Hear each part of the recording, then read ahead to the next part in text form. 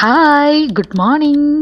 രാവിലെ തന്നെ ഇതുപോലെ അമ്പലത്തിലെ പാട്ടും കിളികളുടെ സൗണ്ടൊക്കെ കേട്ടുണരുന്നത് ഒരു പ്രത്യേക എനർജിയാണ് തരുന്നത്. രാവിലെ തന്നെ ജിമ്മിൽ പോകാനുള്ള തയ്യാറെടുപ്പിലാണ്. ജിമ്മ് കഴിഞ്ഞിട്ടുള്ള ഈ ഒരു ചായ ശീലമാണ്. ഇന്ന് ഞാനൊരു എക്സാമിന് പോകുന്നുണ്ട്, അതിന്റെ തയ്യാറെടുപ്പുകളിലാണ്. അങ്ങനെ ലഞ്ചൊക്കെ പ്രിപ്പയർ ചെയ്തു, പാക്ക് ചെയ്തു. ഇതാണ് ഇന്നത്തെ ബ്രേക്ക്ഫാസ്റ്റ്. എക്സാം സെന്റർ വരെ ഒരു 50 മിനിറ്റ്സ് ട്രാവൽ ഉണ്ട്. 2 വീലറിലാണ് പോയിട്ടുണ്ടായിരുന്നത്.